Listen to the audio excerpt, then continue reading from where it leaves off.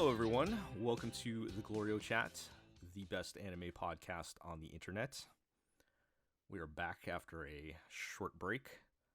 I was knocked out last week from my booster shot, so we didn't get to record. But everybody, please go get your booster shots. Or I'm not even going to say please. I'm going to tell you. I'm going to demand everyone get vaccinated, get your booster shots. This is not negotiable, but yeah, we're back with episode 100. Yeah, the big 100. That's a landmark. I didn't really prepare anything special or anything for that, but worth noting. See, the true I sign thought we of- would all finally be getting our checks on episode 100. Right, yeah. Isn't all that... Where's all that Japan money? Where's all that VRV money from us for Relentlessly Shield, Legend of the Galactic Heroes? PRV, which no longer exists. As you can hear on, the Legend of the Galactic Heroes, the podcast about the legendary 1988 science fiction OVA. Takes time to, process the money and... and then once we pay you your administrative fees and all that. Yeah, we gotta pay. I gotta pay all the expenses, the blog. Oh expenses, yeah, of course, clearly. Yeah, we'll get there. But yeah, no. Everybody, give yourself a pat on the back, and We did it. thank you for everybody out there listening. If you do count Legend of Glory Heroes, we hit 100 a while ago. Yes, of course. But as far as the GLORIO chat, over 100 podcasts. yeah, Yes, that is probably more the thing to think about. it is crazy too, because we're bi-weekly, so 100 episodes is we're starting to push 4 years Don't or say something. Yeah, no, it's pretty We didn't crazy. used to be now. bi-weekly. Remember, we only switched to bi-weekly with GLORIO Heroes, or didn't we? It was... I feel like the modern era, as we know, the GLORIO chat, was always bi-weekly. At least I feel like I that's... genuinely don't remember. That's what I remember. Yeah, the It was reboot. Just, let's fit GLORIO Heroes in between the gaps. Yes. Yes. Well, yes. You guys during that time period were doing it every week. Oh yeah, we were recording weekly. Yeah. we were. And if doing you it. combine, what is GLORIO Heroes, 30 something? 30 something, I believe. Yeah. Yes. Yeah. That sounds about right. How many episodes per? 3 episodes per pod, and then 4 post-season podcasts. Yeah. So It's something in the 38, 30s. 39, Yeah. So that's a lot of content there. So Yeah. Wow. if you need something to listen to in the waiting room when you're getting your booster shot, there you go.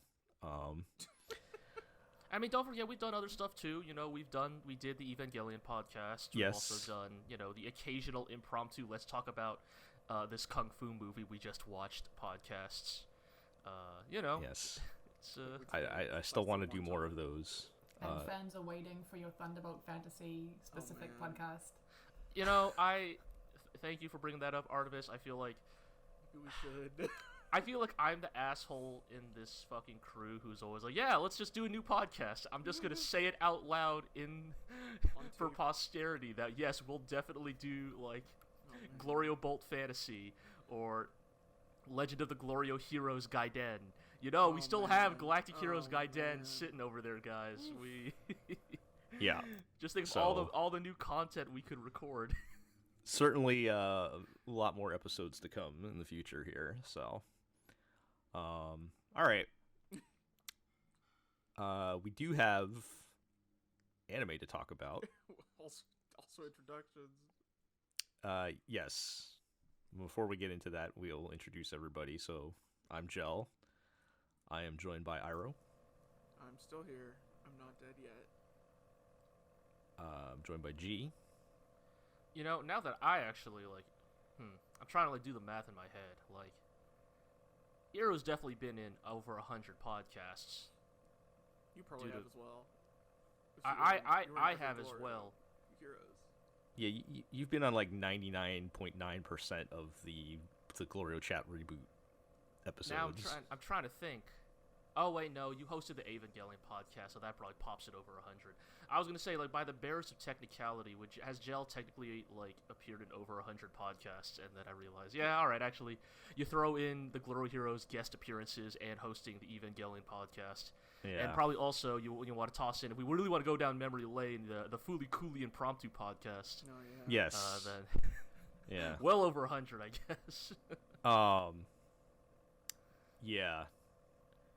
And the reboot, there's only we only did one episode where I didn't host on the reboot. I think. I guess I thought there was, for some reason I thought there was 3, but I think you're right. It's just one where. Yeah. Yeah. So it's a lot of episodes. One way, any way you look at it, I guess. But all right. Well, and we're also joined by Artemis. Hey, I've been in like maybe I'm gonna go 10 episodes.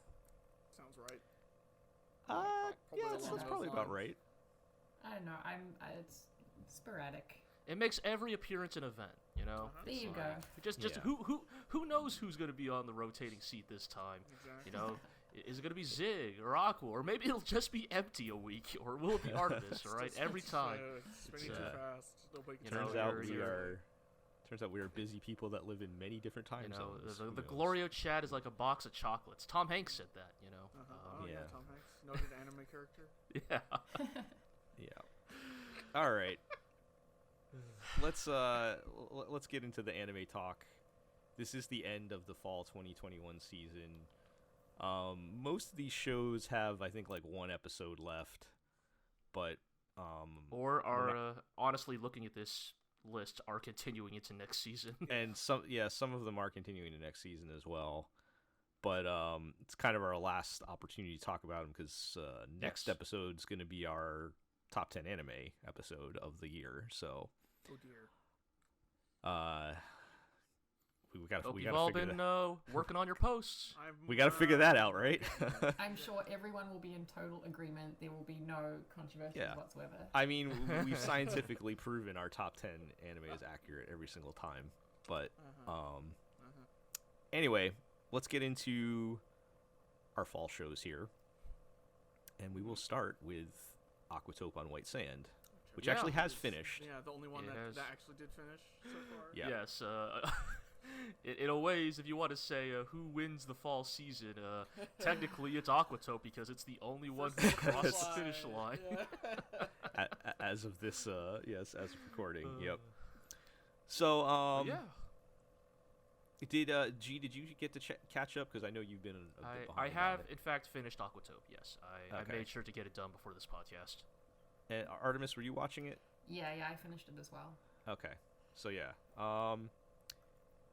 so the ending, I mean, the kind of final arc where Kukuru quits her job for a couple days. Well, she doesn't quit, but she takes a few days off, and then she should have quit. She probably should have quit. Come on. And you know, of course, it's still a Japanese work of fiction, so it's always going to be about returning to the status quo. She does come back, and they even offer her to switch over to being a attendant. Yes. Instead of sticking around in marketing, and of course, she realizes she should stick with it and everything. Hey guys, did you love Yukiko's social link in Persona 4 about how even if we have issues with like the status quo and our environment, it's actually good to stay in that status quo. In fact, the real the real punk is staying in the place you hate. Yeah.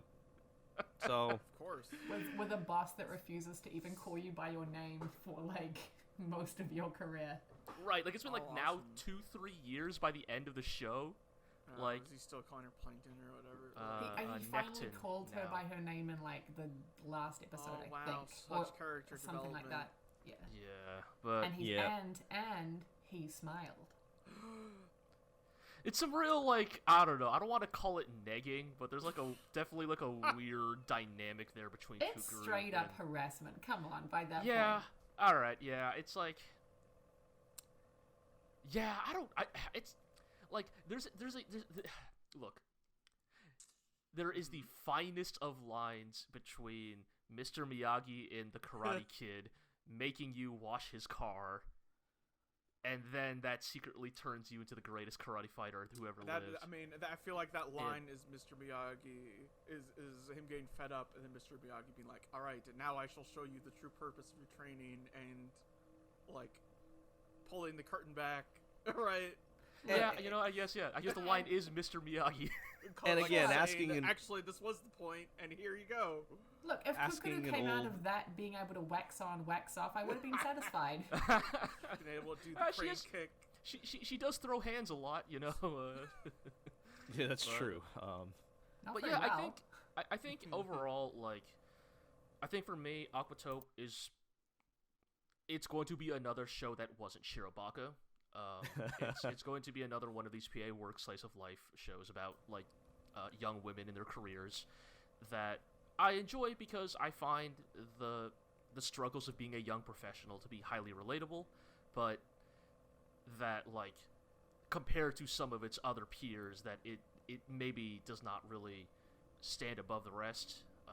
I think the aquarium angle is interesting. I think that part always kept it interesting to a certain degree. I'm so glad they jettisoned the idol stuff early on. Like, they jettisoned a couple of things that was strange though. Like, that wasn't the only thing they jettisoned. Like, why have magical realism again? I feel like did that never make a comeback? No, it does, but really. It comes back, but it's not. It's I mean, never they sprinkle it in, but they never it never has any. It doesn't. Meaning there's or no impact real on anything. purpose behind it. By the end of the episode, you see like the one shot of the kind of invisible shrine god or whatever, and he's just kind of there. Like, he doesn't do anything. Again, he never says okay, anything. did like they receive another kind of spiritual epiphany toward the end? They do. They do have. Kukuru does get one more vision at the end of her dead family, right? And like the fact, and it's happening at Tingara, so like I feel like the implied message there is like like the magic wasn't the aquarium itself. The magic is within you. Right, the magic was in you all along. Yeah, but they never tied it to the shrine god even. No, they really don't. Right. There's no connection between them in particular, so he's just in a lot of ways it's kind of there. Yeah, it's definitely the most redundant part of that show. Like, to the point where like I wasn't even disappointed when they didn't like pay off on it. I was just like, oh yeah, figures. I think it was just like a artistic flourish. Or whatever. Yeah. I guess that's meant to probably have like any like the way to put it. Meaning to it other beyond just like highlighting the character's feelings or whatever. But yeah, I think this was a pretty good like if we were gonna stack rank the PA Works working women shows. This would be somewhere in the middle, I guess. It would be smack in the middle. Watching Aquatope every week was like eating granola for breakfast. It is extremely wholesome and not very exciting. Yeah, I think that's fair. I think the only thing I'll say the one element of Aquatope that I think I personally like took a lot from that. I think the other PA Works shows have done as well. But I did appreciate about Aquatope is at the end of like the last episode when Kukuru successfully opened up the what is it the White Sands Dome, the Aqua Dome, I don't remember its name. Right. And she's talking to her grandpa and she's like, were you ever miserable like running Gama Gama? And the grandpa's like, yeah, no shit, like of course I was. All the time. Life is hard, like work's hard, even if it's something you love, like and him specifically saying like, and I don't think this message is necessarily like just like unequivocally saying you have to accept the status quo, but when he specifically says that the lesson to take from all this is to try to turn your life choices into your best choices. Right. I did find myself resonating with that a lot of like, we don't always get a choice in where or how our lives develop, but and I don't think he's implying you just have to like lie down and accept your status quo, but I think the way he phrases it's more like Make the best of your situation. Yeah, it's like right. It's like once you've made the choice, try to make the best of it. It's not like it's not a matter of whether you made the right choice or didn't make the right choice, because like no matter what you do, it could go wrong, it could go bad. Exactly. There could be factors out of your control, whatever. You just try to make the best of the decision that you made. Like for all we know, the next 2 years of Kukuru's life as at running PR instead of an intendant, you know, like I don't know, maybe she was miserable those next 2 years, but like, you know, I think the message implied there is like, you know, if this is the choice you make, then yeah, learn to make the best of it, you know. And she had her bigger goal that this was a piece of her bigger goal, even if she's miserable now, right? So like, they did tie that together nicely. I appreciated that Grandpa finally actually gave her real advice and didn't just vaguely, seriously. Like my guy, like had you told her this at the beginning of the series, it probably would have helped her get through all the other miserable things that she went through for the past 24 episodes. Seriously, like she wouldn't have earned the advice. Yeah, so also, I mean that continued to bug me, but I'm glad they at least summed that up at the end. Also, I can't help but kind of laugh a little bit at like the drama at the end of Aquatope. Is like, oh no, Fuka's gonna go to Hawaii to study to become a super aquariumologist or whatever, and like, oh no, the two will be separated for 2 years, and I was like, 2 years, dude. I haven't seen some of my closest friends in like 3 years and counting now. Like, yeah, it's called a phone. They're young. See, my interpretation is that somebody at PA Works wanted to hook the two of them up, but they couldn't go through with it. So I feel like I mean, if we want to get into that, right? When they have their before Fuka leaves and they have the magic moment at inside the aquarium, right? And instead of saying "I love you," they say "I love aquariums." Yeah. And then what was up? They followed up shortly thereafter with some random scene about talking about how gay penguins exist. Right. Yes. Oh my God. Yes. And I think I might have been reading too much into that, but I'm like, I don't think you were. That's the thing. I actually don't think you were. I think like, did somebody at PA Works wanted Kai about like, oh yeah, you know, gay penguins, age gap penguins, like threesome penguins or whatever. It's just like, yeah, well, okay, they just like that scene had no other context whatsoever. Like, what's Chiyu trying to tell Kai here? Like, don't give up on the Kukuru Bowl just yet. Like, maybe Kukuru's open to a polyamorous relationship. Like, what's going on here? Maybe she was trying to tell him that she's already spoken for. But anyway, yeah, just overall, it did have some good parts to it that I think stood out compared to some of the other PA Works shows of this type. And I think if you like their style of show, this is definitely a good one to watch. But I don't know if it's really bringing too much new to the table or anything. But I think it's the most highly polished of this very specific style of show. Yeah. Yeah, I would definitely agree with that. Yeah. Yeah. It's I'm trying to like compare it to... it's not that it's a bad show, it's just maybe almost too polished. It's just granola. It's got all that Okinawa tourism board money, you know.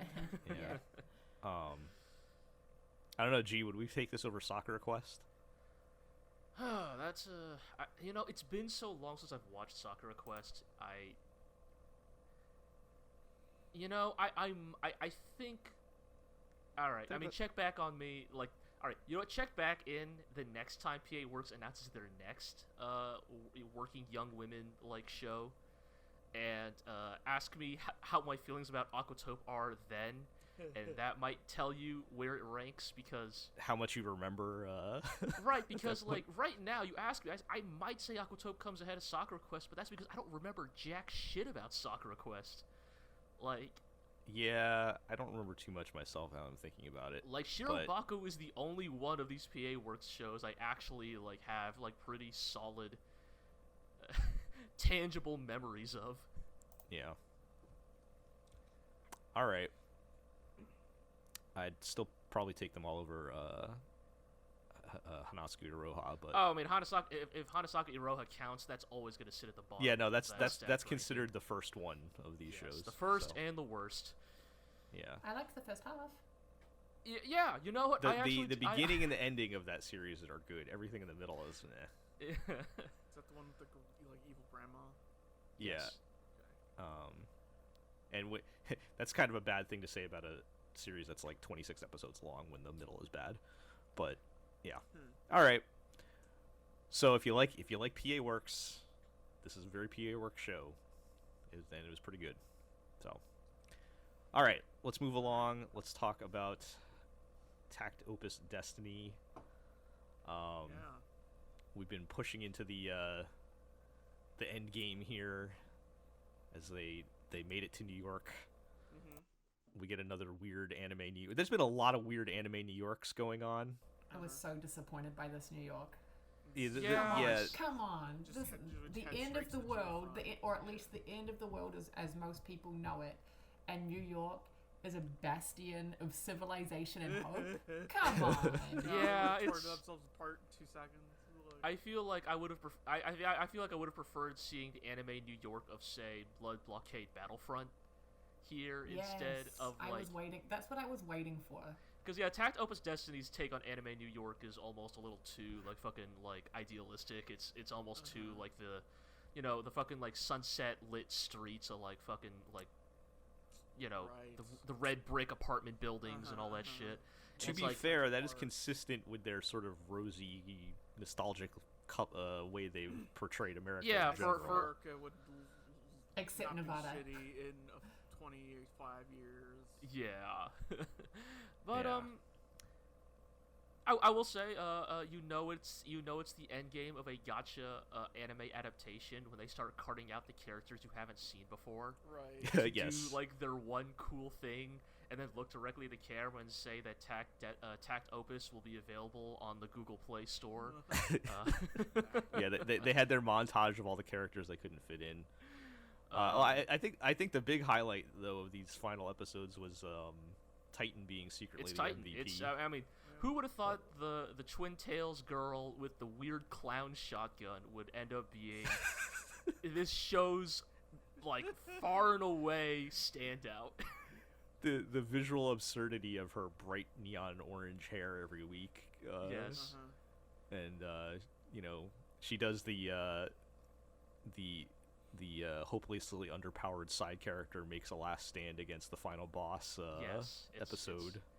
It's my favorite anime junk food trope.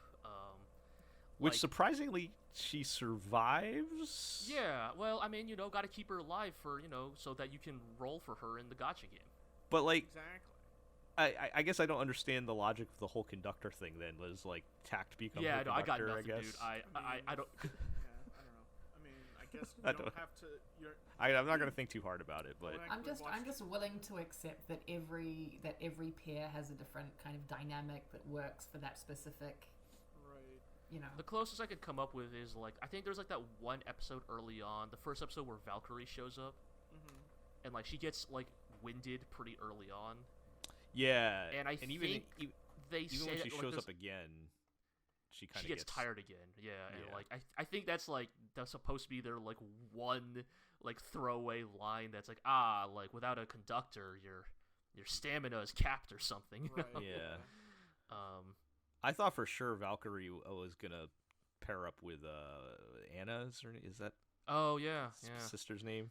So this I am now unfortunately falling into the Magatsu Warhite hole of looking things up about this mobile game, Oh, and God, now I they're forgot about that. informing things about this show that maybe I wish I hadn't known, and I'm very curious how that's gonna go. But anyways, but before we get to that, I'm so glad that I called that when Titan was gonna throw down for real.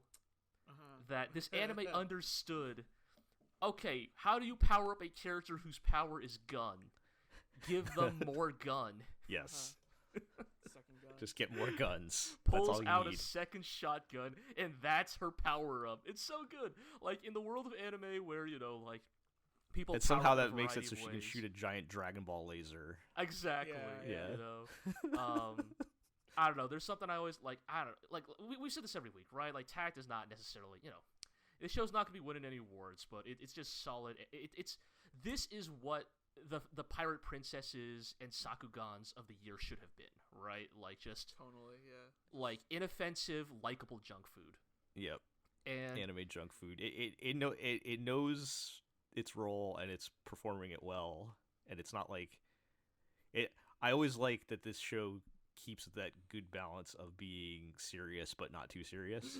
right.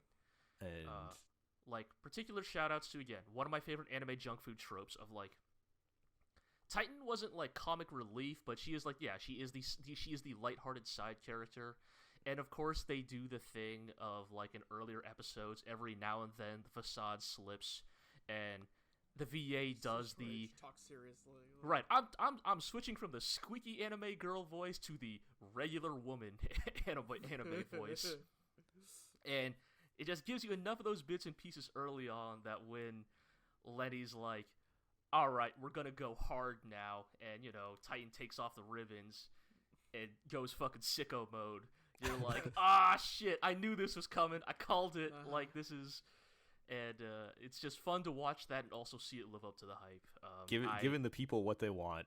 Exactly. Yeah. Summon I 5 still- shotguns and... Yes, I need to just point out... I need to give an award to the genius who worked on that show, who was like, we need a visual shorthand to show that these shotguns are powering up.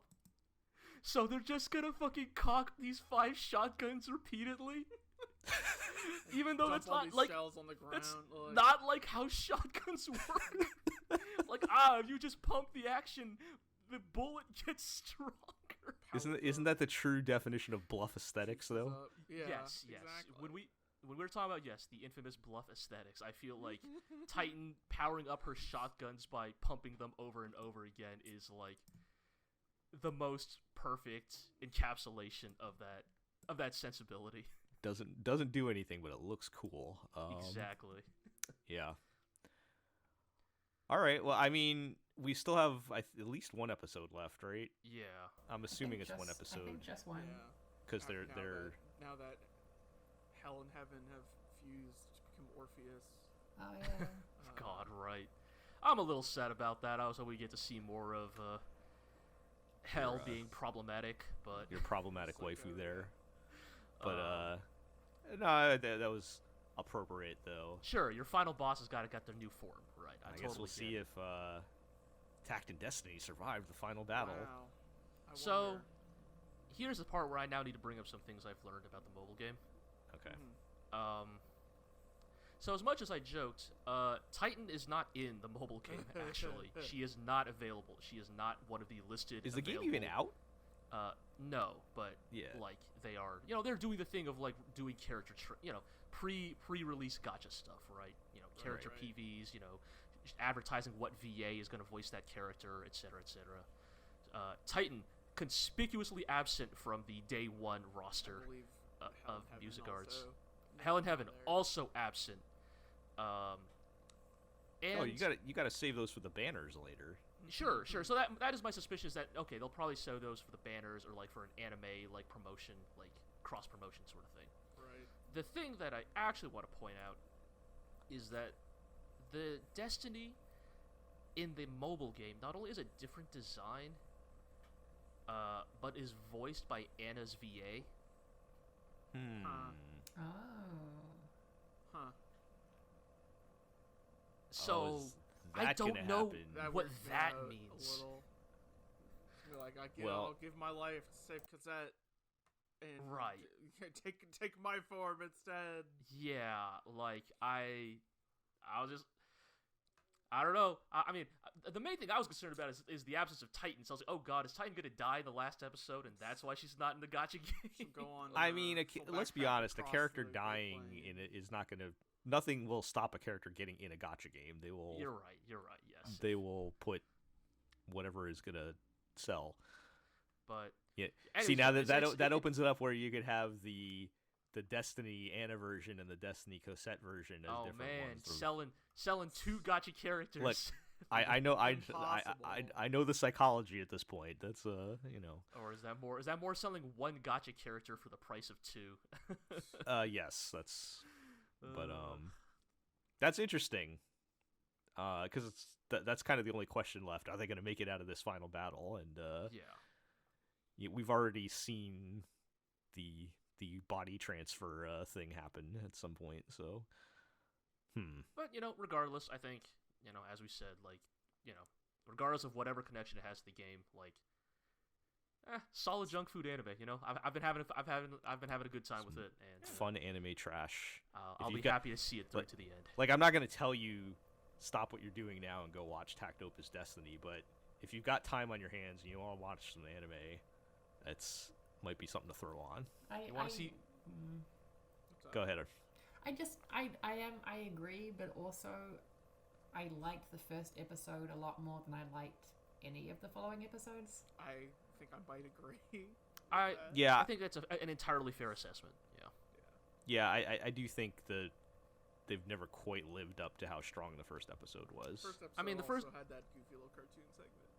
Yeah. The first episode had a lot of energy to it that it kind of feels like got lost over time, and I feel like that's just one of those like realities of anime production. Like, anime always comes. I would say more anime than not come out strong right out the gate, right? Like that's just the nature of how it is, right? It's usually the first episode they finish. Everybody's fresh. Everybody's got these ideas.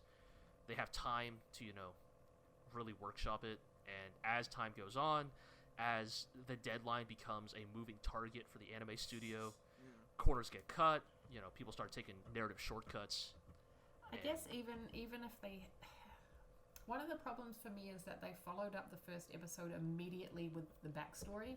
Oh yeah, and it was just too soon for me. Multi-episode flashback. Right, and it really threw off the balance for me between the goofy and the serious, and B, by episode 2, it's not like I cared about any of the characters really enough to like feel the tragedy of the situation. If they had saved it until later on, I think it might have been a lot more effective. Yeah, maybe saving that like backstory 2-parter for like episodes 4 or 5. Right. Would have been the smarter choice, because by then you're a little bit more invested in the characters. Yeah, after we've had some time to have our goofy antics and kind of like the characters a bit more. That's true.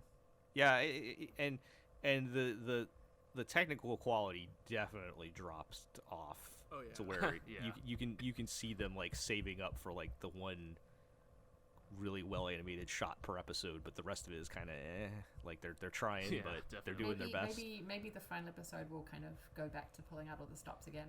If there's any episode where it would happen, it would be the last. But that remains to be seen, I think. I mean, if they had maintained the quality of the first episode, this would be like, in terms of technical quality, fighting with Ranking of Kings as being like the best animated thing going. It's technical quality. Yes, strictly speaking, but it's hard to keep up that level of energy though. Like it's unbelievably difficult to keep up that. I would have just settled for more road trip, I agree. Yeah. I love road trip shit. Some Garo Van line back. Well, overall, I think all these criticisms are valid, but I think we're still talking about a show that was generally enjoyable to watch, which is a lot more than can be said for the next show on this list. Okay, so let's talk about Kyoukai Senki, which is continuing for into next season. So you guys can continue to self-flagellate yourself here. Oh man,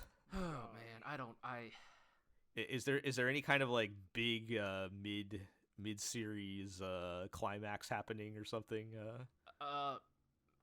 Maybe. Is there? I'm trying to remember now. Okay. They're gonna go after the ghost man. They're gonna go after ghosts. Yeah, Captain Brad told the kids about the ghost, and right. I assume that there's this hell episode where they're taking a break in town, but they run into the American squad because he recognizes their voices from last time. Right. The thing I actually want to set up before we continue, Iro, is the thing about this episode that we're about to talk about is, like, this is a very classic trope in mecha anime. You know, this has been around since literally the original Mobile Suit Gundam, of the two rival pilots meeting each other outside of their mechs, and either both not recognizing each other or only one of the two recognizing who the other is, and sort of leaning into this, like, character dynamic of, like, if these two had not met on the battlefield, like, they would get along. Would they have gotten along? Would they be friends? Right? Like, you know, famously, Mobile Suit Gundam does this with both Amuro meeting Ramba Ral, and later his chance meeting with Char Aznable. Right. And Char hopefully, like, gets his car out of the mud or something. Exactly. Right. And so, yes, that is sort of the initial thematic setup of this episode. And you can continue. Right. And so, as they're relaxing in that most traditional Japanese of things, the hot spring, the American squad comes in so that Captain Brad can give his whole spiel of "Wink, I know who you are," and have some information about ghosts, because we also don't like ghosts. But his two flunkies also come in and don't say a word. It's so good. So Brad sits in the hot spring and is talking, and his flunky also sits in the hot spring and just stares down. And even kids. better. All right. So Brad has come with, like, his second in command, right? And he's just sitting there silently naked in this hot spring with Captain Brad, who is also naked in this hot spring, and Captain Brad also has a female subordinate who has gone over to the female section of the hot spring, but Captain Brad's not there, so she's just getting into the hot spring and sitting there silently glaring at the female pilot of the main crew, right, without delivering any of this information. Yeah, there is, like, the girl side is not, presumably cannot hear the dramatic confrontation happening. Yes. So it's just, no, this lady came in, stared down the girl, and then got up and left? Right, because that's the thing. Captain Brad delivers this information, and he's not even like, you know, this hot spring's pretty nice. I might as well sit here for a while. No, he's like, all right, anyways, right, yeah. I've said what I've needed to say. Gets up, turns around, and leaves. So basically, this naked man walked into this hot spring, got in, talked to these two teenagers for about a minute, got up, and left. And, like, the reason I find this so entertaining is because I feel like in a better world, the version of this scene that's directed by Tomino would have been legendary. Right, would have been hilarious, right. Could have put some kind of joke in there, at least, like... Right, like, can you imagine if they had included a scene of, like, Captain Brad being like, I'm going to the hot spring, I need to disrobe, and the lieutenants, you know, his subordinates are like, all right, well, we'll wait for you outside, sir. And Captain Brad's like, what? No, you're coming with me into the hot spring. Both of you, take your clothes off. And but don't say a word. Don't say anything. Just get in the hot spring, and when you hear my signal, get out and meet up outside. Boss, it's only been a minute. Right? I'd like to sit in the hot spring. It's so absurd. Like, dumb. Yeah. But the problem is that, like, Tomino would have leaned into that absurdity because that's a dude who fucking knows what he's doing, whereas this just feels like unintentionally comical because of like the amateurish way in how they have framed this scene. Like they knew, because I'm sure it's supposed to be like 100% serious. Oh, it's very absolutely. serious. Yes. They absolutely wanted to have a dramatic meeting outside of the battlefield between these people in that most traditional Japanese things, the hot spring, and just did it in the most cack-handed, totally uninteresting way. That seems to fit. That seems to fit the description you guys have been giving me. Yeah, so I mean, Because like, what else? Like, really, what else is there to say about Kyoukai Senki? Right. We would just be repeating the same old points of weirdly racist takes on like certain nationalities, and also a lot of this like really uncomfortable like nationalist dog whistling. You know, it's like it's the same old shit. It's just the same old shit. It doesn't change. It doesn't, like, do anything interesting. The status quo never really evolves in an interesting way. Like, the heroes are never really challenged. Like, there's, like, a big fight where we finally meet the Russian faction, And like it's the Right. same old fucking shit. They beat the baddies, and oh no, but they fight the one named baddie to a standstill, and we continue the adventure. And then It's we just see him later being like, "Oh, such dishonor that I was not able to defeat them," or whatever.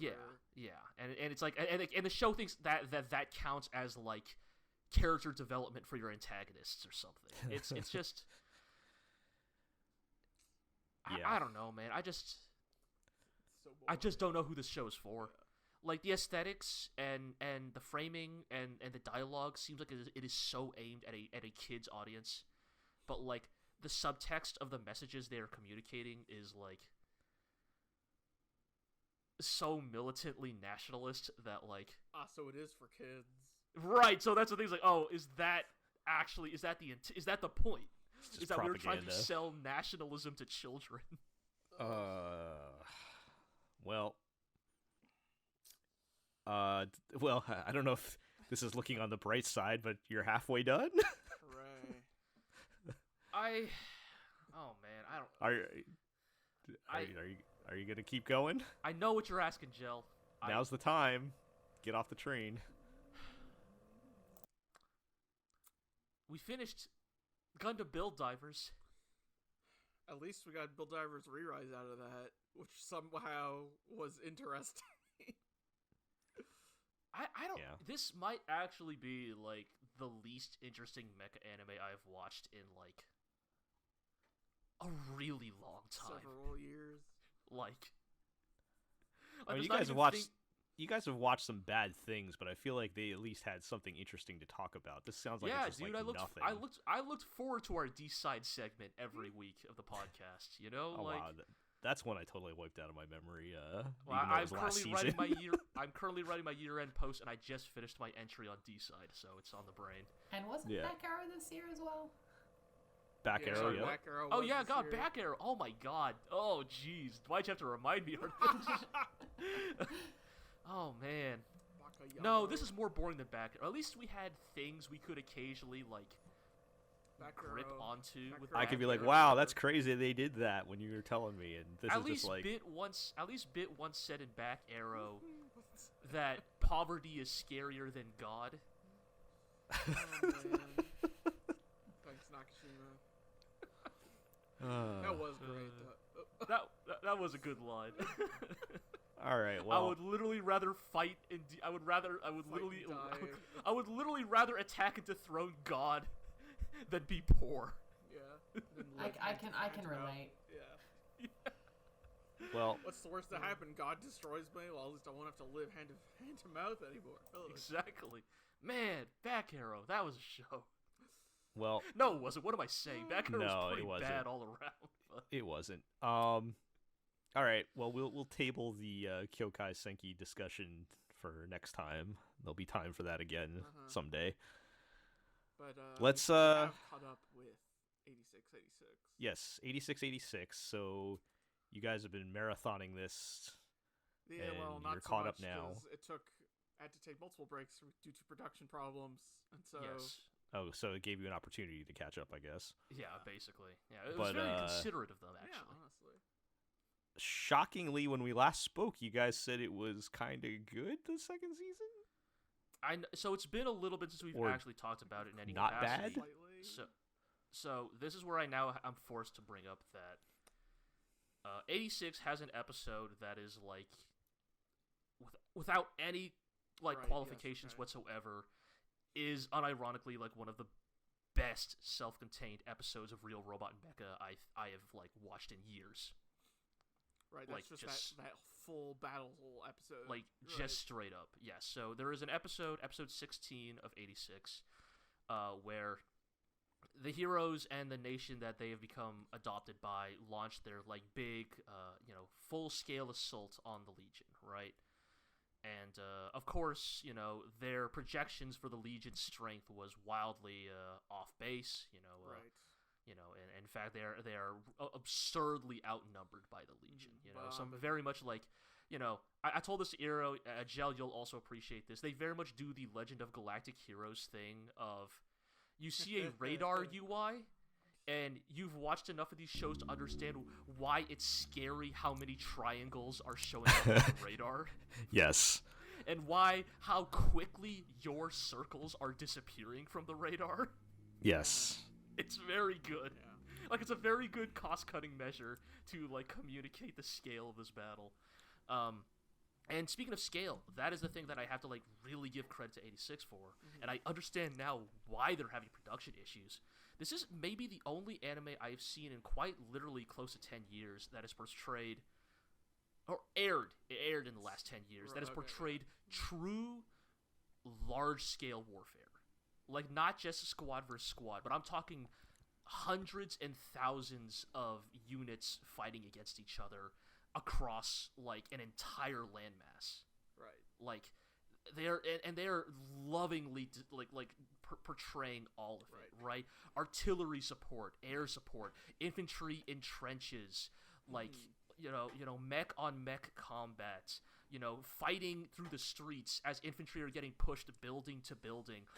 Talking about logistics, about how they need to deliver ammunition and replacement parts to, like, battered aspects of the battlefield. Talking about how wings are collapsing under the sheer brunt of the artillery fire that they are suffering under, and how they need to, like, you know, try to, like, move forces from one wing to the next, but if they do, the other battle line will collapse. It's... Oh, they broke out the G catnip. Yeah, it's my catnip. It's perfect. It's everything I want from this genre. And the robot fighting is, like, legitimately super cool.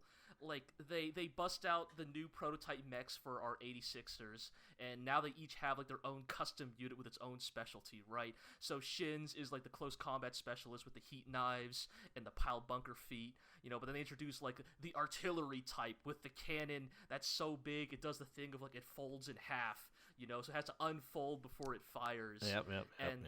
And like, it's so fucking long range that the pilot of that one has to wear the fucking Ghost in the Shell style VR helmet, you know, to help her, like, calculate the trajectories.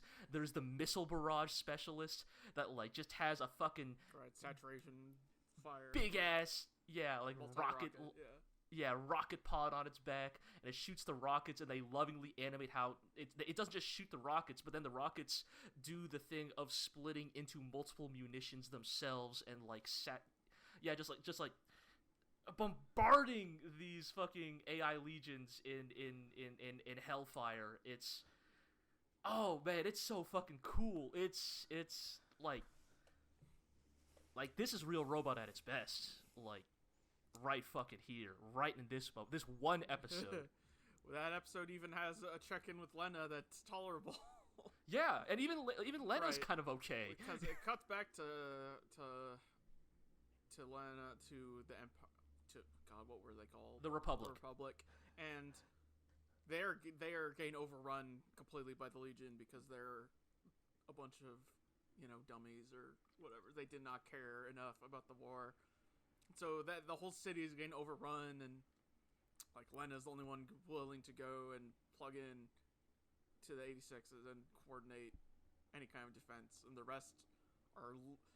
Though I will say it is comical that her boss is still like, you can't let the 86 into the city. They're too, like, how dare you let while the they're 86 in? Yeah. It's like, while you're literally being overrun by the Legion, which is ridiculous.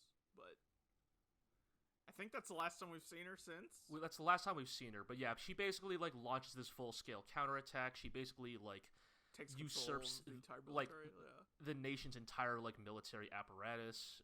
Sinks to, you know, and again, Lena is even like Lena is even, like, fairly likable in this episode because, like,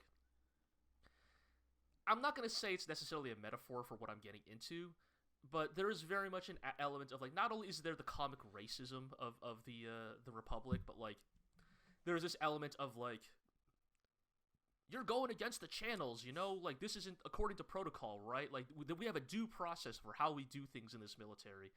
And Lena basically responds with, like, if the idea of following due process, like, leads to a more fatal outcome, then the system itself is intrinsically broken and should be ignored. And... yeah.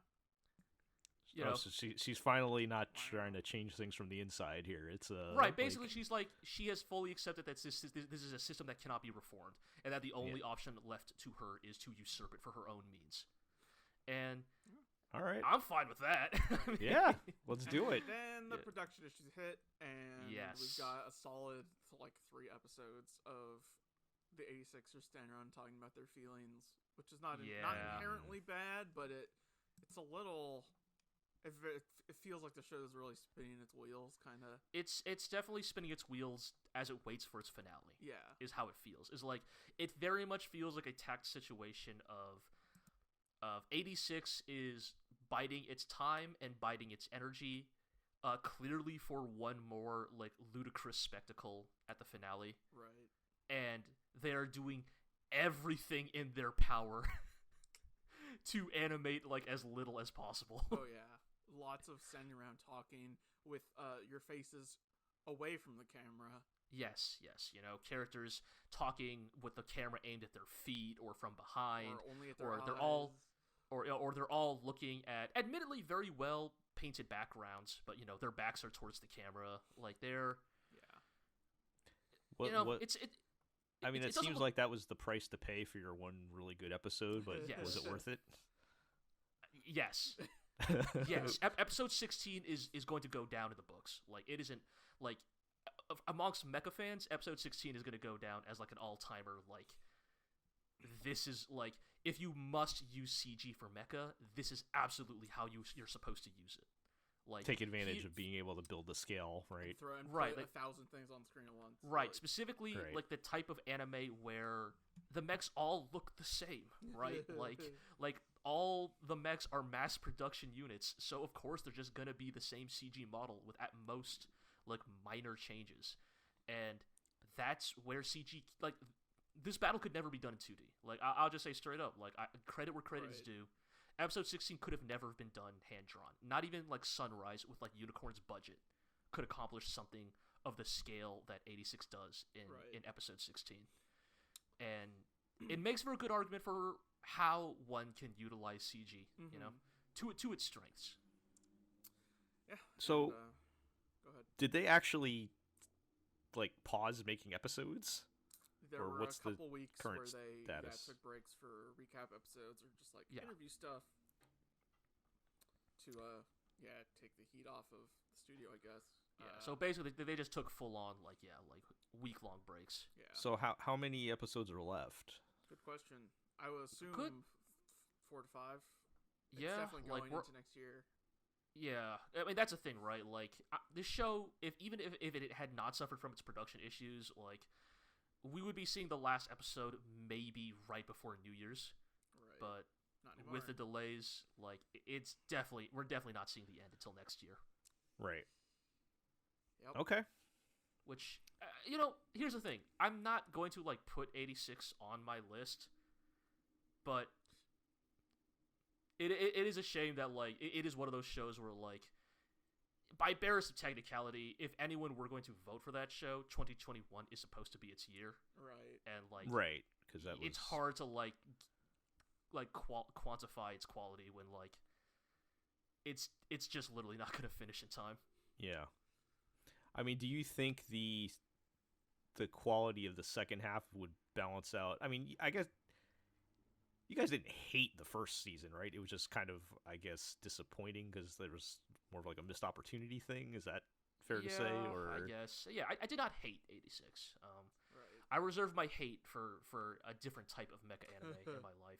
yeah, is the improvements of the second half enough to balance it out? Where you're like, okay, maybe on balance this is a good show, or is it not enough to? I would broadly say it's a good show, I guess.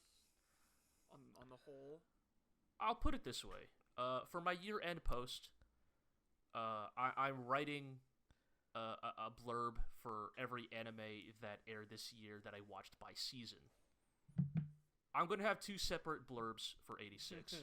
One for its airing in spring, and one for what it's shown me in fall. And I'm assuming those are going to be very different opinions. Yeah, we could say that. Yeah. Okay. I think, yeah.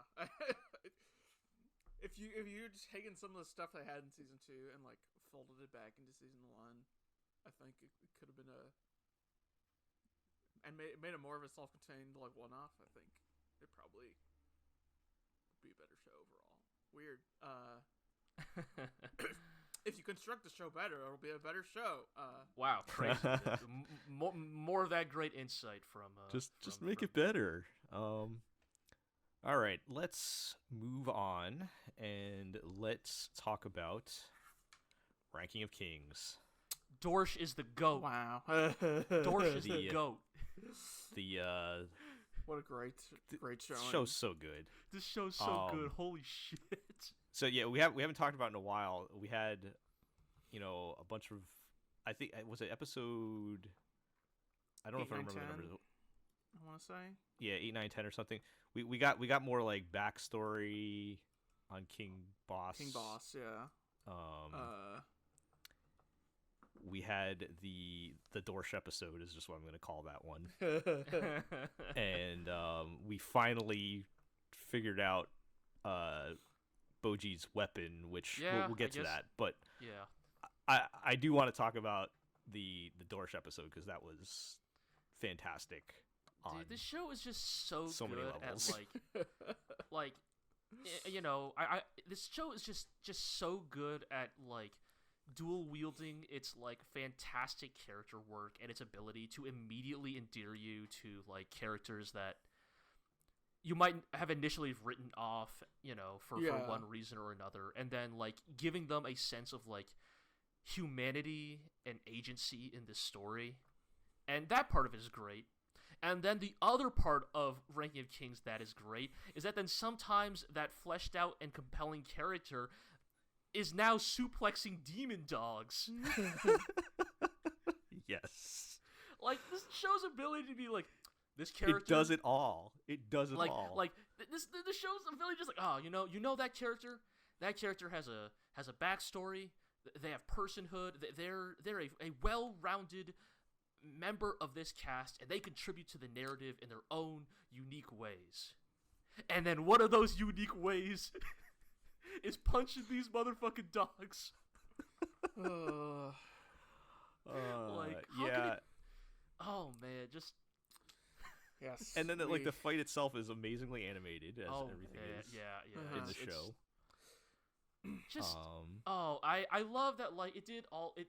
Like, in a lot of ways, the Dorsch fight is great because it does all the, in a lot of ways, it hits all the right tropes for, this type of, side character last stand thing, right? If we're gonna, echo the Titan fight from Takt.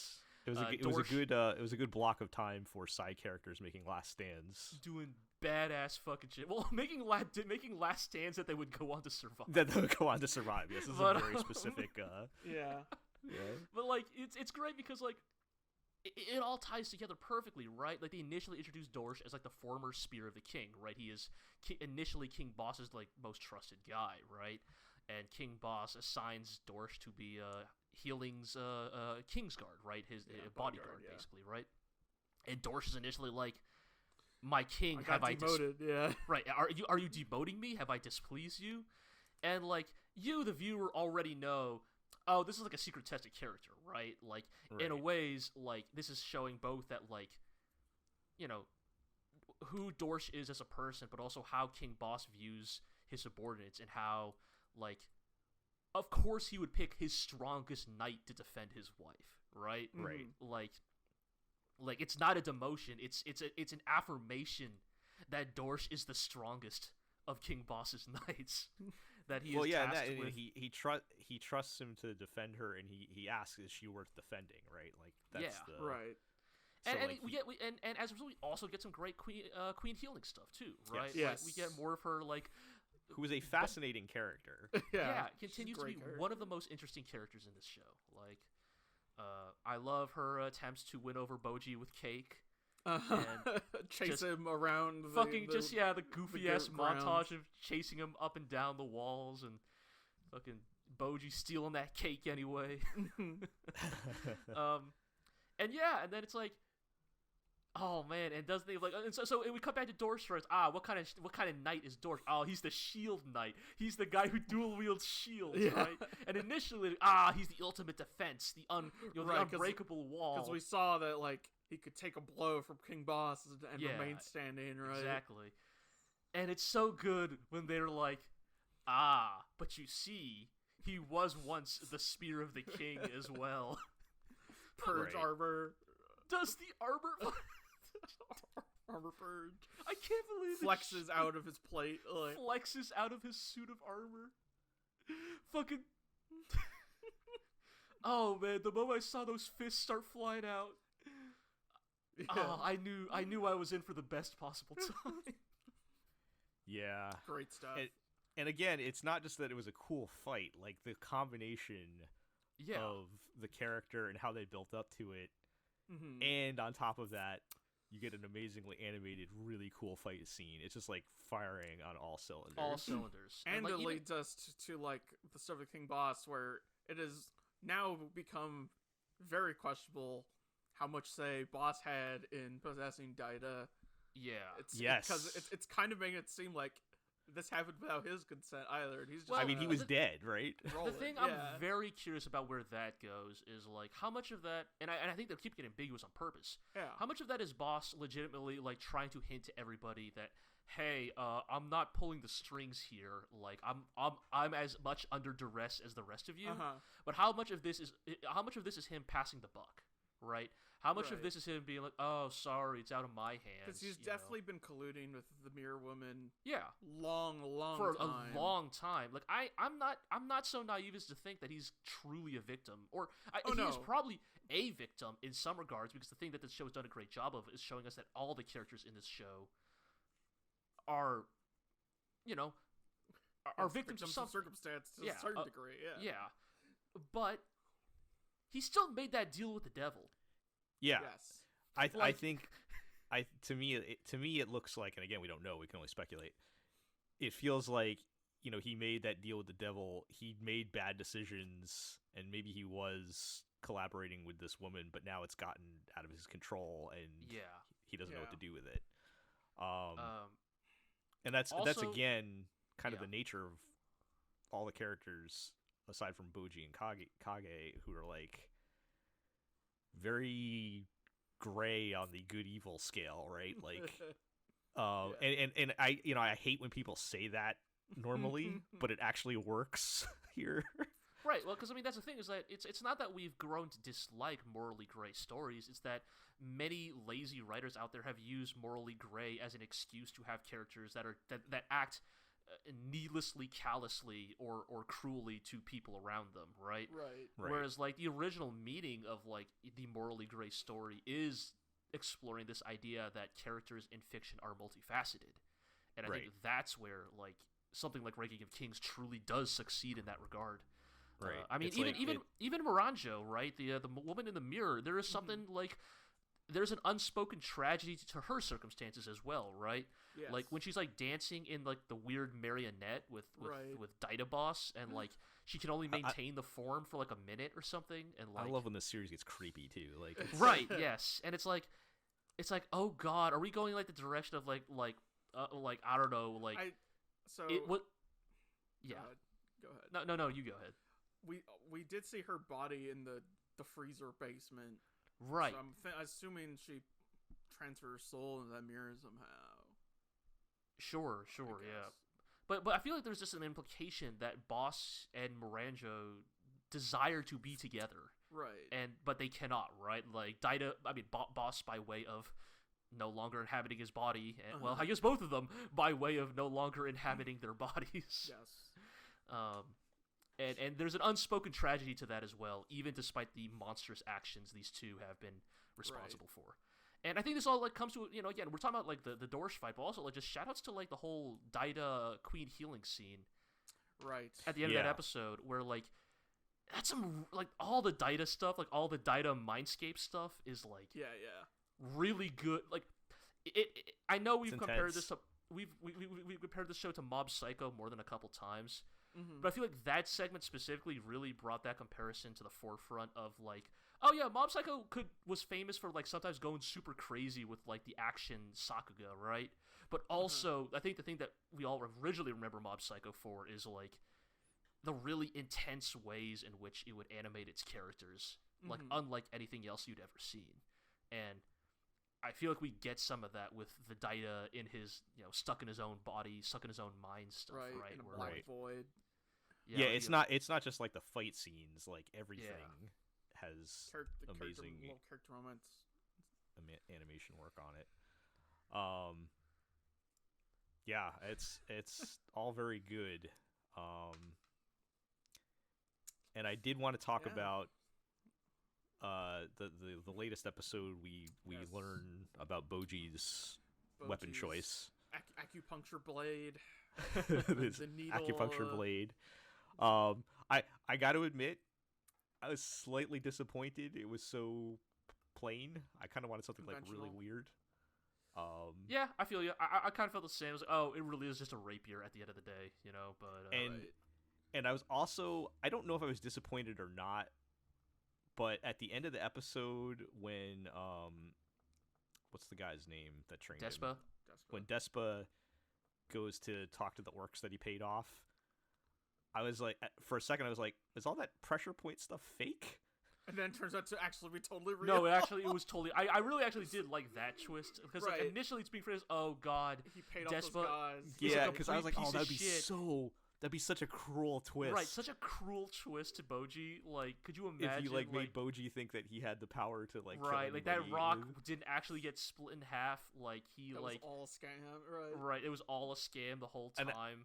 I'm not sure if I would have been okay with that twist or not, but. See if they had done that, I feel like wow, sorry. I feel like the show would have actually done the thing of like Despa's paying the dudes that he paid to take a dive, right? Like, hey, nice job, you really made it look realistic. And then that's when the orcs say, what do you mean look realistic? That kid beat the shit out of us. Yeah. Which is kind of how it does eventually go anyways, right? As it turns out that Despa isn't that shady. He did pay those guys off, but he paid those guys off to start a fight to test Boji's abilities, right? To test the results of his training, which I think is definitely still interesting. It would have been a very bold move to just make it all fake, but I think for the sake of the overall plot, it had to we had to keep moving, right? Definitely, yeah. And we did have the flashback with the big snake, right? Or is that what you were gonna say? Oh no, I was just gonna say when they asked the mirror who's the strongest in the land, it was Boji, right? So hell yeah. So he's got to be doing something right, but right. Yes, we did have the big snake. And anytime that snake shows up, I'm having a great time. Yeah, and speaking of the snake, because I think we haven't talked about this since the last time we talked about the show. Bebin's back. Right. Bebin, not dead, as we all kind of... Yes, after he got sucked into the ground. Obviously surmised, but... yeah. And it's interesting, because now I suddenly, even Bebin, I feel like, is also put in an interesting case of, he is obviously the most shady of the knights, but, the thing that is interesting about his support of Boji is that he has maintained this entire time his goal is to make Daida the king. And I feel like that takes on an entirely different tone now that we know the current things about the current status quo. Because now when he says, I'm going to make Daida the king no matter what, is what he's actually saying is, I'm going to save Daida from King Boss's possession. Right? And is that why he is supporting Boji? Because Boji will be a means to an end to saving Daida from Boss's possession. Right. And I don't know, just the way these characters just have these facets to them, and yeah. I mean, he's another one that's there's some gray morality going on there, but it's not again, it's not it's written so well that it works. And you know what? I want to believe that the giant snake is a good judge of character. So if the giant snake is I'm buying in with you, Bebin, then you know what? Yeah. If the giant snake says Bebin's okay, then Yeah. I'm going to assume Bebin's all right. Yeah. If you're cool with the giant snake, you're cool with me. Exactly. Man, I really gotta watch this show. You really Yes. gotta watch Really Ranking Oh, of it's Kings so Artemis. good. It's so good. Again, Keeps any you on your aspect of toes. any aspect of things that you could like about anime, Ranking of Kings is doing it, and they're doing it at like top level. Like, it's so Great good. stuff. This of course is continuing on into next season, Uh-huh. so Praise be. I'm not gonna really do too much speculation, which I feel like is useless in the show anyway. It appears Boji's going back home, right? Right. Yeah. Is where we left off, even that was great because Boji's like appears to be kind of scared to go back because like Oh, it's a great character building moment where like He thinks the maybe implication they did is betray that him, right? yeah, is that Boji briefly has this crisis of conscience of like if he can actually trust Queen Healing, right? right, Because of the actions of Domas, right? And like him having that flashback and realizing that like no, yes, okay, fine, Queen Healing has been like conspiring against me for much of my life, but also like she never like wished ill like intent on me, right? right. And like that part where he starts like fucking punching himself in the face over his shame of having even like momentarily mistrusted his stepmother. Like it's what a good Kage kid. cheering him on. Kage, Ah. the best bro of God damn. It's so good. Yeah. Stuff. The only thing I'll say in terms of speculation for the future is I need to see King Waluigi do something. Oh, that's Like- definitely That's gonna on, yeah. happen. Like this It's gonna man happen. who is introduced as the number 2 strongest king, like 5 spots ahead of boss. Like, Right. I mean, yeah. do we think this ends with Boji being number 1? I mean, the manga's still ongoing, right? yeah, I don't know, but Is Well, I'm Boji just saying- gonna have to fight King Waluigi? maybe. I mean, I could see that going, in a way. I mean, look, I'm just saying, King Boss was strong enough that he could crush a piece of wood into a diamond. Yeah. What the Yeah. fucking King Waluigi do in comparison to that? Right. That Yeah. makes him a higher level king. Yeah, Well, they said Well, they if did it say was it's only not by just your- strength. The boss would be number 1. right. Right. But as we clearly see with Boji, you don't need strength to be the strongest. Just move super Yep. fast. Yeah. Oh, it's so good. Great stuff. Oh man, what a I- great show. I'm glad we have plenty more of that left. So Yeah. looking forward to that. All right. Well, something that you guys are probably less glad about continuing. It's been totally fine. Let's check in Alright. with Lupin III Part 6. Is there anything interesting going on in that? Because that is continuing. So Yes. I don't know if there's really that much to say about it at this point. Like there was the treasure episode where like it was just kind of a like fun Indiana Jonesy kind of adventure yeah. where I mostly remember because they're in like Brazil and Goemon just appears at the beach riding a giant squid. And That he Okay. then cuts in half. yeah. Now Just- that this dumb animal has finished serving its purpose to Goemon, he cuts it down like the animal it is. And they're just like, "Oh, what are you doing here, Goemon?" He's like, "I'm just training. I just happened to be here." I just happened to ride this giant squid to Brazil. I love it. I mean, It's so good. okay, I love okay. all of that. But yeah, so like the latest episode was another Mamoru Oshii directed Yes. one or written one. which is their big. I would argue one of their big selling points for Part 6 is we got Was- Mamoru Oshii for some episodes. Yeah. And it's quickly becoming apparent that the Mamoru Oshii episodes are maybe the worst episodes of Lupin Part 6. They are. So I don't even know how to, like, I don't know.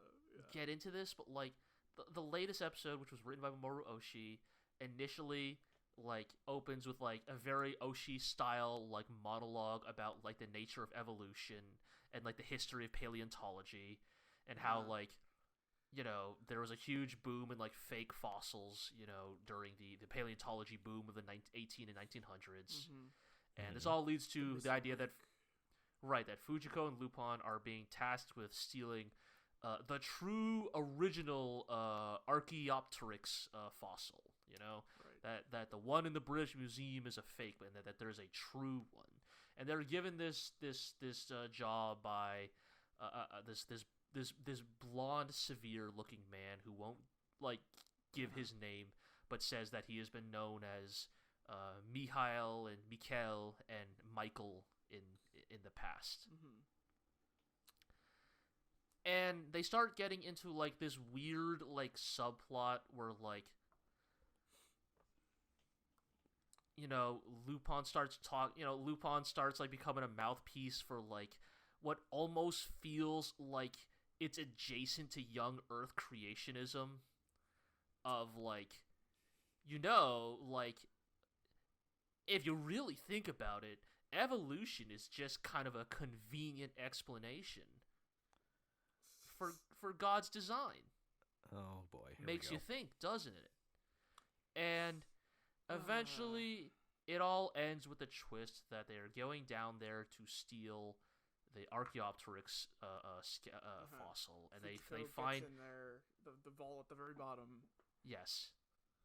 And it is revealed that the true Archaeopteryx skeleton is much, much bigger and much more monstrous than the one that is put on display for the public. And then the implication hits that the true Archaeopteryx fossil is in fact not a dinosaur, but in fact the fossilized remains of Lucifer, the fallen angel. Wait, what? Gasp! And then what?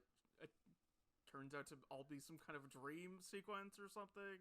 Yes. Or Fujiko having come to this revelation, refuses the job. We've cut back to when she was first at the beginning of the episode, and she's like, "Nah, I won't take this job." And and she specifically says, well, I mean, Iro didn't mention. I won't. She says well, even though we thieves may be sacrilegious, this is too much. Or not only just that, but we won't take a job from God. Right. With the implication being that their client from the beginning of the episode is yes. the actual Archangel Michael. Oh, that's what they were going with that. Hey. Really? And so, by the end of this episode, I'm like, is Mamoru Oshii a young Earth creationist? Is he one of those dudes who believes that dinosaur fossils are actually fake bones placed there by the devil to trick mankind? So I will say, as somebody who has known those people, I did not necessarily get those vibes. Okay, or did he just think it would be something cool to put in an anime? I think it was part of that he thought it was cool. Also, Mamoru Oshii is a noted Christian or former Christian, which informed some of his earlier work, like Angel's Egg and such. And right. So I look at this knowing by it's Oshii, and I say, oh yeah, he's up to his usual shit again. I mean, is it just like the Evangelion thing of posting Kinda. Christianity, But a little things more informed by actual Christianity. Okay. Let's say, Yeah, but it very much does, unfortunately, just feel like another example of Oshii doing the thing that I feel like you see a lot with Japanese creators, like both Araki and Hideo Kojima, of they read something interesting. Yeah. They read something interesting recently and decide they're going to write about that in their next work. Right. And that's very much what this episode of Lupin feels like. Wow. Yeah. Just okay. kind of a weird. Did any other famous fictional detectives show up? Guess not. No. I'm afraid to report Columbo has not made his appearance yet. I thought that was going to be the hook for this series, but I guess So did we. that only carting that out every so often. Yeah. Well, got a whole nother season of it left to go, so we might get more. It continues to be totally middling. It's not offensive to me, but I'm not terribly excited to watch each episode. Yeah. All right. Well, let's. I guess I will talk about Komi Can't Communicate, the remaining high-profile comedy of this season. It continues to be fine. They went. They're really going through the motions to a degree. Like, I'm not shocked, but I was hoping they would put like a little more spin on it. Oh, is it just like settling into like a very like familiar status quo? Yeah, so like they do all the summer vacation stuff. They do the school festival with the maid cafe. They do you name it, whatever. Every school cliche. Every school, and like the show knows that this is a cliche with like they have the self-awareness because of like things like how they name the characters. They always name the character whatever stereotype they are or whatever. Right. Like they know better, and yet they're still doing the thing. So it's not like a real like, it's not a parody. It's not like a, like you're still doing the thing that you're saying. Isn't it funny that we do this? These comedies do this all the time. I feel like people mistake that for being a parody sometimes. Yes. Right. And that's not. It's like, no, you're literally doing just doing the thing. What it does kind of help, and what gives the show its identity is some of the characters are pretty weird. So like, I mean, Komi herself, like she doesn't talk, right? And then, we've picked up quite a few more characters now at this point. But even like most recently, we picked up Hot-Blooded Senpai. Okay. And the kind big sister, who all have names that are plays on being Hot-Blooded Senpai and the kind big sister. But as those imply, though, even those are like supposed to be, haha, look at this stereotypical character, and we're just gonna take them to like their logical extreme, which is like kind of funny. So I mean, I sound like I'm being super negative, and I kind of am, but I mean, it is very well executed. The sense of humor is pretty good. There's still some pretty good jokes in there. Like, I think my favorite was they reveal Komi's father is just like her. So like super quiet, cannot talk. Yeah, so like we met her mom, who's like very like stereotypical anime mom, very nice and outgoing. Okay, so Komi's hot mom has shown up. Okay. Yes, and she's very outgoing and everything. And then, but her dad is like her, where he does not talk. But they both like can still like non-verbally communicate to each other. Oh yeah. And like her dad's like, I'm concerned Komi might be getting bullied at school, and he's trying to like find a way to like communicate, to like ask her about how she's doing and everything. And it ended up being very funny and very sweet. But so like there's some like good humor and writing that kind of helped carry it, and why I'm still enjoying the show. I just wish it wasn't so like on the rails of typical school comedy. Right. It kind of sounds like a show that like has some like legitimately funny moments, but maybe its baseline is a little lower than you might like it. Yeah. And I just wish they would go next level, like something, because like you take something like, if we're comparing to Monthly Girls Nozaki-kun, for example, like that show was very self-aware of all the tropes that it was making fun of, but like it actually like took them to, it actually like actively broke them on purpose. They like said, this is the thing that everybody does, but actually that's not a real thing. Right. And this show is just like, haha, isn't it funny that this person is everyone's childhood friend, but they, I guess I should say, the subs I've been watching like change the gender every single time, and I don't know which one's accurate, but they still play the role of the friend character. Like they don't do anything different with it other than the gender thing. Point out that they're the best friend character, right? Like, yes, and it's like, yep, they sure are, and they don't really. Great. Yep. Right. Thanks, Joe. I did notice. That said, they are like the best character in the show because they're kind Sure, of like yeah. a dirtbag. Okay. It's pretty great. But yeah. So I'm enjoying it. And I've watched up to episode 11. As you all know, the episode order is a mess because of the Netflix God, right. not syncing with the airing schedule. I have watched up to 11, which I think is the latest one that has broadcast in Japan. And I think there's maybe one more. I don't seem to be making any effort whatsoever to find like an ending or conclusion to any of this. Isn't the manga also still ongoing? Yeah.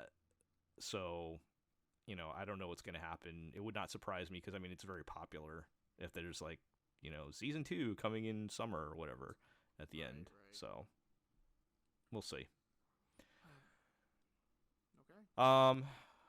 So yeah, I mean, that show is fine.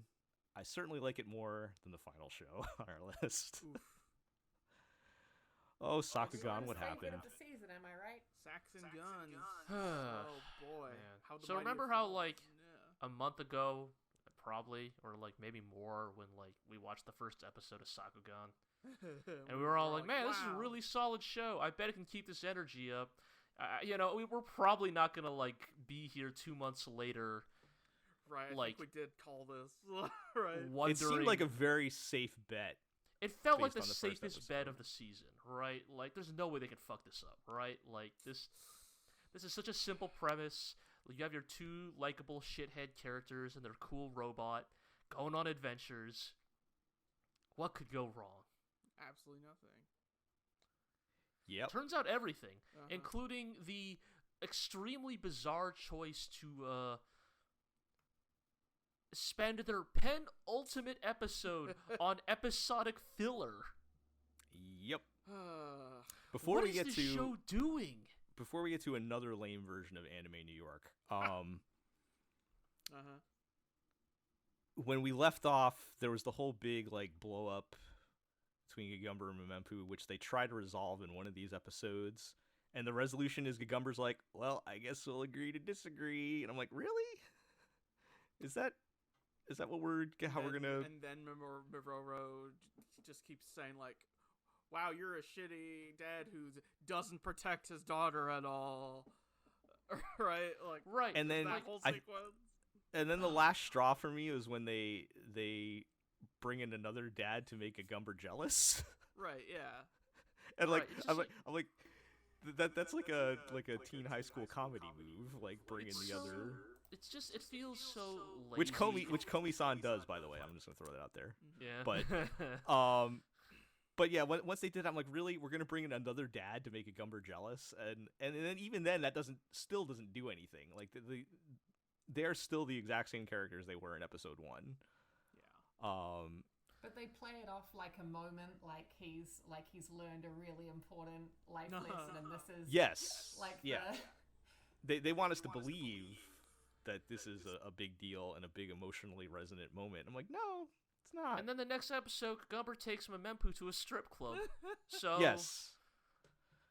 So the Oh my latest God. episode, which is like we said, the penultimate episode, like Yes. you've only got, well, I'll talk about my predictions after this, but they've made it to fake, whatever passes as fake New York now, The in dream this colony. universe. And yes, it's a filler episode where they randomly run into a famous singer that doesn't want to sing, but maybe she really does. I don't know. And they once again they do the thing. They did this in that episode when we picked up what's his name? Yuri. Yes. Where they flirt with serious topics and it feels like they're trying to say something profound but end up saying like absolutely nothing. I actually almost feel like this version's is almost more successful. Its problem is placement. Like Right. That's fair. there's like I think like Yuri's episode is so fucking like confused and cramped and like condensed Yeah. that Yes, like if this was like episode like 5, 4 yeah, or 5, sure, right? like Sure. Like, yeah, that's the whole time watching this, I was like, yeah, this had aired like 6 episodes earlier. I probably would have come away from it being like, yeah, that was a solid one-off. Like, sure, have your episode about how maybe we don't all get to make our dreams come true or whatever, right? Like, fine. Like, maybe that is a message you can, like, have in this kind of show, right? But, like, because, like, I almost do feel like on some level, right? Like, Memempu maybe needed to have more episodes early on where her, like, ambition and her genius and idealism run into, like, the harder realities of, like, of life. But that's not something to do in episode 11 out of 12. Yeah. Like, the other problem, let's be honest, the writing is not it's top of terrible. the game now, is it? Yeah. oh yeah, it's also just that the writing's bad. Yes, thank you, Artemis. And even though this episode was one of the better ones, it's still basically an episode where at the end, or even not at the end, like starting from the middle, the characters are basically looking straight to the camera and going, and the moral of this story is... Right, it's so, like... I mean, that's a thing, right? There's even individual aspects of Sakugan, of all of it, of its whole run, that are salvageable. I could certainly see, like, a way to... I could even see the version of the Gagumber gets jealous of the new Better Dad episode if it was like an early, like, filler episodic one, because then you could have, like, your like slapstick gag comedy of, like, Gagumber trying to one up the new dad and getting, like, fucked over every time in, like, increasingly funny ways, right? Like, you could have the montage of, like, well, let's try cooking, right? And of course, like, new dad makes, like, a great dish, and Gagumber makes, like, fucking, like, dog slop or something. Like, instant noodles by itself on the plate, right? Yeah, instant noodles, not even with water, right? Like, what? Oh, you gotta heat up the water yourself, or whatever, right? Like, you could make it work, right? It would be entertaining at least, but, like, the show's just, like, really confused. It just felt like Sakugan is constantly confused about, like, what kind of story it wants to be, right? Yeah. Like, is this a father-daughter adventure romp? Is this, like, a post-apocalyptic, like, like, a tale of, like, survival? Like, we still have that fucking cult running around or whatever, right? Like, is this a story about, like, the cycles of revenge and forgiveness or whatever? like the show did that too, right? Is this show about, like, this, all of those and none of those. Exactly. Yeah, it like, tries all of them and does none of them well. Yeah. And then its comedy should be played serious, and its serious should be played comedy. Like, Yeah. Absolutely. It really, as I can't turn around because I gotta face the mic. But as I visualize the high grade Big Tony Gunpla that I bought and is sitting on my shelf behind me, and I think to myself, Big Tony is such a great robot. How could this show let Big Tony down? They did let him down. They That's let the Big biggest Tony tragedy down. of all. Missed opportunities. When is the last time we even saw Big Tony? For Also, more Big than Tony doesn't do 5 shit seconds? in this show anymore. Like, he like fought the cultists once during the new dad episode, and, like, that's kind of it. This episode, I did find it funny. She drew a picture of piloting a mech. Yeah. And so they had to pilot a mech, and that's our Big Tony cameo for the episode. Yeah. Again, like the only thing that I think has consistently stayed good for me is they do have good jokes every now and then, like their disguises in this latest episode where they just stick on a hat and suddenly no one can recognize them. Yes, or I'm always a sucker for bad wanted posters. Yes, like, got the fucking Gagumber Memempu's wanted posters. Memempu's eyes are blacked out, and Gagumber looks like he's coming out of the fucking, like, character select screen from Metal Slug. Yeah. But like Artemis said, like, even then, I feel like they don't know, like, when to deploy that properly, definitely. even. So. Yeah, it really is it's just disappointing, honestly. Like, I wasn't expecting the world from this show, but I just feel like it had such a good energy to it at the start. I think that first episode was, like, so solid. It was a very Episode strong one was first so episode. Episode 1 made me think that I was about to watch one of the best shows of the year. Yep. Yeah, no, totally. It really felt like a contender, you know, like, oh wow, like this is gonna be something really cool. Dad and anime special. road trip with a cool robot. Come on, Yeah, how do you I'm mess gonna that buy, up? like- Yeah. Yeah, and How do you mess Wow, that what a up? Great time.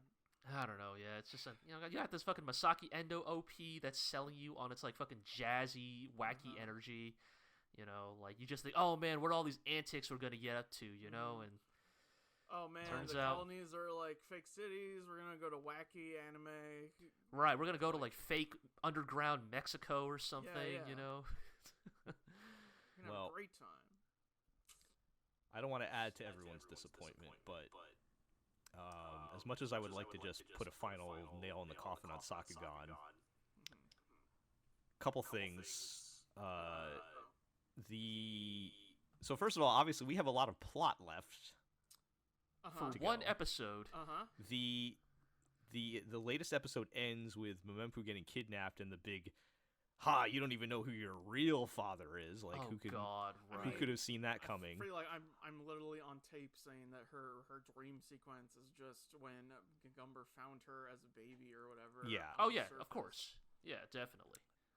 So there's a lot of ground to cover, and I was looking up to just confirm if the show is ending. Wait. And episode 12 is titled "To Be Continued." Oh god damn it. Dun dun dun. Oh god damn So it. while Sakugan may not be continuing into next season, it seems like they're at least setting up to be continued at a later date. Can we just get a fake like see you next Gundam fight like type Oh thing? man. I like my only hope is my Stocking, the panty and stocking to be continued is my only hope here. Fake.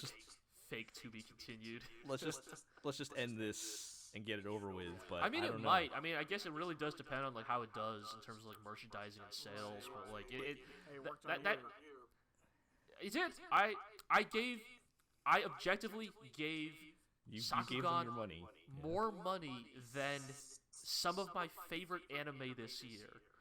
Nomad Megalobox 2 has received 0 of my money. Sakugan has received Sakugan and Kyoukai Senki. $32 of my money. Yep. I feel like unless you're gonna just troll people because you're insane with panty and stocking, you would not have a to be continued without already having secured the planning. They for must have another something season. like I feel like the audacity to name your final episode to be continued. Yeah. like- So that tells me either they already had it planned, the production planned, and they're just maybe taking a season off or something, I could see that. or something went catastrophically wrong with the production. I don't think it was the case because the shows looked fine for the most Yeah, part. yeah, for the most part. That would be like the what was it, Stars Align, like that situation where something Right. went Oh, yeah. catastrophically wrong. So I it just almost- seems very Yeah. very likely to me that there will be more Sakugan Ugh. in the not too distant future. And to be honest, if they take a break and don't come back for another season or two, I don't know if I'm going to watch the second half. Right. I will. I'm telling you, I will not. Yeah. I stuck out like I've watched multiple seasons when things. I watched all of Osomatsu-san. Okay. Damn. That's true. You're the only one that made the whole marathon with that. Yeah. But I will not watch a second season or a second half of the season of Sakugan if it comes back. Well, because I'm just a masochist, I guess in 2022, look forward to the segments where Iro and I talk about Kyoukai Senki in Sakugan Season 2. Or what are we now? Is there some other shitty Sunrise original mech show gonna come and be like, well, Sakugan Season 2 has to be better than this. And then Sakugan Season 2 opens with the geopolitics of the underground. Oh, shit. Well, can you fire these guys? Shows the large What will this podcast do? Kaiju. This podcast will be left afloat if you do not have Iro and I talking about bad anime every time. That is true. It is a critical component to the GLORIO chat, but yeah, it's so. And then and the whole thing with like is Mempu going to be the savior of the world or something? I'm still calling that when they reach the probably. whatever. Her DNA holds the secret to allow mankind to truly turn to don't the care anymore. Yep. It's so disappointing. Yeah, it really is. Just play All right. Dragon Quarters instead. Anyway, Artemis, I believe you said. Yes, that's the end of our list. But Artemis, did you have Okay. something we missed? Let me tell you, and maybe you guys are actually watching this and it doesn't count as anime enough, so it's not on the list. But you guys are watching Thunderbolt Fantasy, so I figure if you haven't talked about this, you're not watching it. Blade Runner Black Lotus, Oh, okay. which is surprisingly good. Is it? All right. It is. So it's all CG. Right. Yes, I saw that. And I know what some of the listeners out there are thinking, but just it's pretty good CG. Hey, Beastars was our #1 anime of the year, Right. like a couple years back. So For any action fans, the fight scenes are genuinely excellent. okay. And I say that as not an action fan, so maybe that should even count more towards it. It's actually a kind of hybrid Japanese American production. Right. And that also means that the music is very good.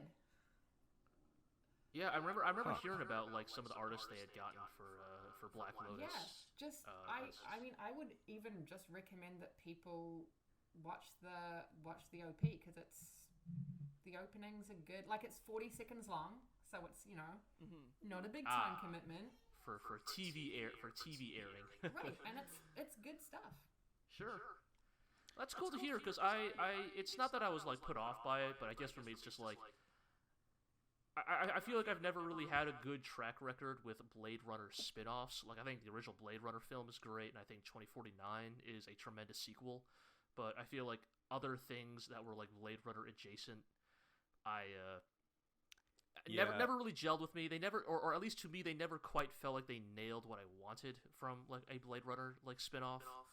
And that's not to say that against Black Lotus either. It's just that I think for me, it's because of that experience that I was kind of like, well, yeah, maybe if this season is empty, I might check it out. But yeah, then I heard to it. Maybe I like it so much because I had such a low bar going on. Like I thought it would be average at best and a travesty at worst. I kind of thought it would be, like Ghost in the Shell. How Ghost in the Shell was really good until it wasn't. I thought this would kind of be on that tier. Sure. But I think that's the thing. It actually it's a legitimately good spin-off, and I think people should watch it. I think my brain automatically lumped it. Speaking of Ghost of the Shell, like the recent Ghost of the Shell CG ones. Yeah, I was about to literally that's say. What I thought I'd be getting. That's exactly what I thought. I'd be So like my tell you brain what, just filtered it out because it was lumping it with maybe that. that was an aspect of it too. Exactly. So I want people to put aside those preconceptions and just try episode 1 and see how they like it. Cause I think that's fair. No, I think that's a solid piece of work. I think that's totally fair. What if, like me, you've never seen Blade Runner? Then fine, you can still watch this. It does have. It's fine, Eero. You're gonna watch it with me, and I'm gonna be the guy fucking cutting in every 10 seconds, being like, "Oh, well, that's an interesting thing they've introduced here because based on the original film, blah blah blah blah blah." No, it's extremely accessible. You do not have to have watched anything else of the franchise to understand what you are watching. I'll just be there, and I'll point at I'll point at the Weyland Yutani pyramid and be like, "That's the Weyland Yutani pyramid." That's where Pris was made. So it's gonna be like when you guys just watched Get a Robo. Yeah, basically, and I'm fucking there, and be like, "All right, so you need to understand that this racist American is actually based on." By the way, Artemis, since we last spoke, and we did watch Thunderbolt Fantasy Season 2, and it was very good. Yes, it was excellent. Yeah. Yes. See, I give So- the best opinions objectively on this podcast. Like, That's true. Every recommendation Artemis has given us has been.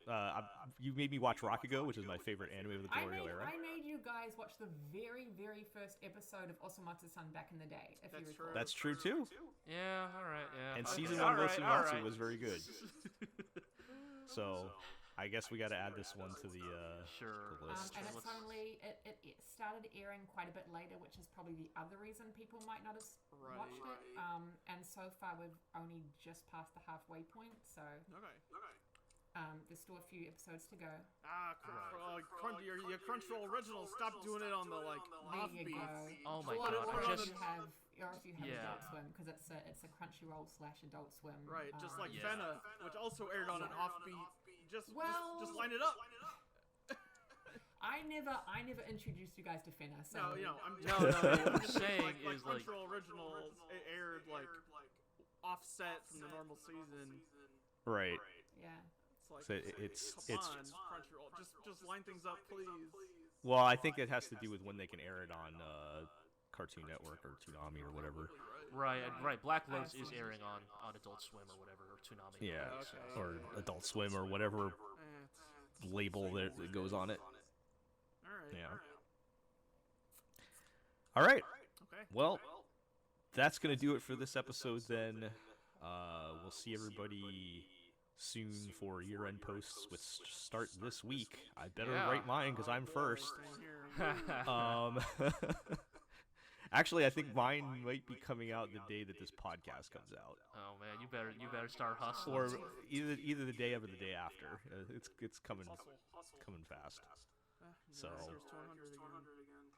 Yeah, And we will name- and to 100 more. I did Yes. say it. Cheers. No, here's to 100 more. 100 more episodes of the GLORIO chat, and the return of Legend of the GLORIO Heroes Gaiden, and GLORIO Bolt Fantasy, Cut the tape. and Cut the tape. and Look, the only way we're not hitting 100 more episodes of the GLORIO chat is if Western civilization collapses and there's no internet, and that is possible. Well, yeah, I was gonna say. So, The D2 All just right. opened it now. well, I'll do our regular housekeeping.